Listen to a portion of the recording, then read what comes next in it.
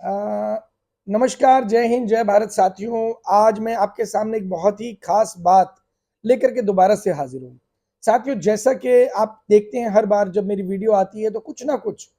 ना कुछ खास होता है आपके लिए, इस देश के लिए, देश के आने वाले सुनहरे भविष्य के लिए। साथियों, आज अगर हम बात करते हैं तो आज ये वीडियो खास तौर पर उन साथियों के लिए है, उन उन युवाओं के लिए है जिनकी उम्र अभी 23 साल होने वाली है। और अगर आपकी उम्र 23 साल से ज्यादा है तो वीडियो आप मत सुनिएगा, ये वीडियो आपके लिए बिल्कुल भी नहीं है। साथियों,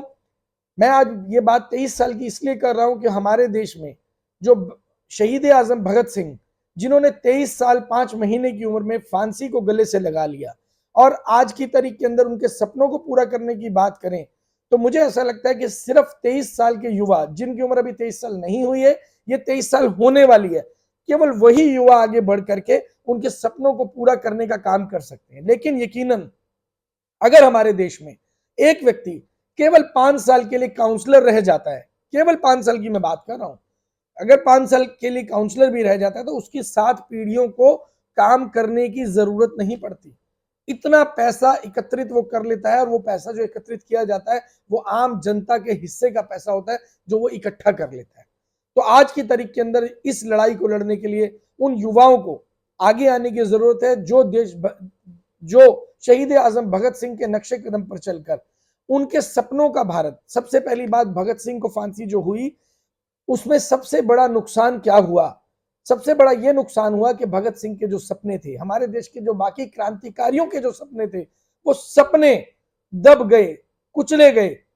और इसके लिए खास तौर पर अगर आज की सरकारों की बात करें वो तो जिम्मेदार है ही, लेकिन जो उस वक्त में भी अंग्रेज थे वो भी जिम्मेदार थे। और आजादी के बाद जो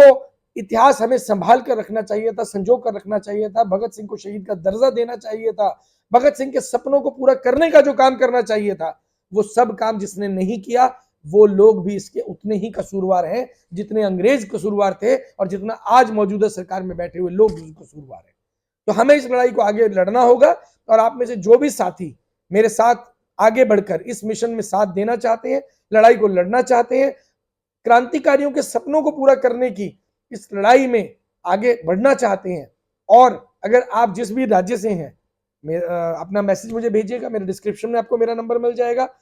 जिस भी राज्य से हैं और अगर आपकी उम्र 23 साल नहीं हुई है तो यकीन मानिए वो स्वर्णिम दिन, वो दिवस जिस दिन शहीद आजम भगत सिंह को फांसी हुई थी, तो आपके अंदर उस दिन वो जुनून होना चाहिए कि शहीद आजम भगत सिंह के सपनों को पूरा करने के लिए आप अपना समय बिताना शुरू करें।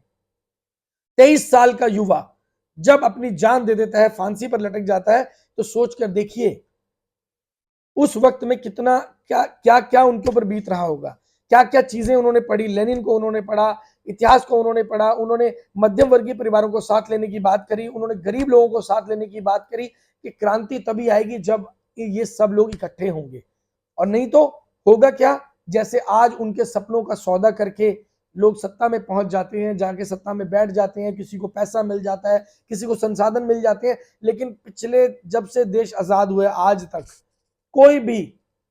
किसी भी क्रांतिकारियों के सपनों को पूरा करने के लिए आगे नहीं बढ़ा। और आज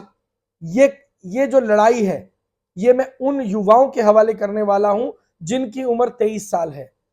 हो सकता है कल मैं भी बदल जाऊं, यकीनन सवाल स्वाभाविक है, कोई भी बिक सकता है। लेकिन मैं ये मानना चाहता हूं कि हम जीते जी इस मुहिम को इतना मजबूती से खड़ा कर दें कि देश में जब भी कोई युवा 23 साल की उम्र में पहुंचेगा तो वो देश के लिए लड़ाई को लड़ेगा, और किसी भी बिके हुए व्यक्ति को ये सोचने पर मजबूर कर देगा कि तुम सत्ता छोड़कर एक तरफ हो जाओ, क्योंकि भगत सिंह अभी जिंदा है। जय हिंद, जय भारत।